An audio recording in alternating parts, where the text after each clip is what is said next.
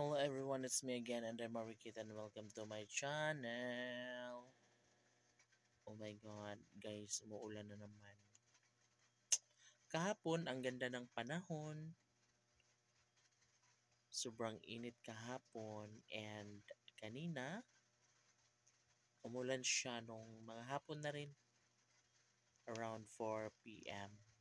So, hindi naman siya kalakasan pero iba pa rin pag mainit pa rin talagang panahon. Pero sa Manila daw ngayon mga kaibigan ko ay sobrang init. Hindi na tumitigil, no? Init, palaging init sa Manila ngayon. Iba pa naman ang Manila pag sobrang init talaga, Diyos ko. Pero maganda doon pag nasa ano ka nagtatrabaho, sa aircon ng mga establishmento, yung mga mall. Ah, kasi ako dati, doon ako trabaho sa may Mercury Drugstore ng ano, market. Kaya kahit sobrang mainit, well, less worry kasi air condition naman ang market. And of course, yung Mercury Drug. Kaya mainit lang pag,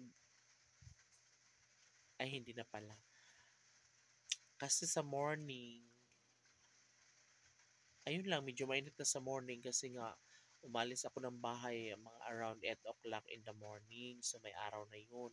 Hindi pa masyadong mainit pero iba pa rin sa Manila kahit maaga pa sobrang sakit na ng araw. So naglalakad ako dyan sa may Pioneer, Boni, dyan, tapos papuntang Guadalupe Tulay, and then sasakay ako dyan ng minibus sa may Guada Mall, and then papunta na yon doon sa may market. Yes, ang nakakaloka lang kasi mga kaibigan ko, sobrang traffic, sobrang traffic. Kaya minsan, um, kahit alas 8 ako na naalis sa bahay, kaya alas 8 ako na sa bahay kasi nga sobrang traffic. And from Mandaluyong dyan sa may munisipyo, pagdating mo ng Barangka, sobrang traffic na. So, mahirapan kang makalusot papuntang Boni. Dyan sa may, sa may Boni.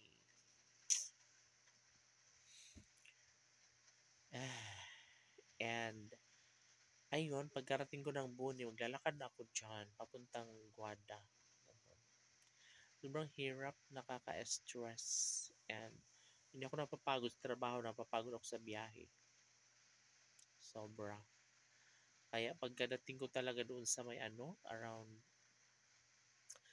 dumating ako ng market, no? Mga 11:30 na. May tagal, no? Sobrang traffic kasi.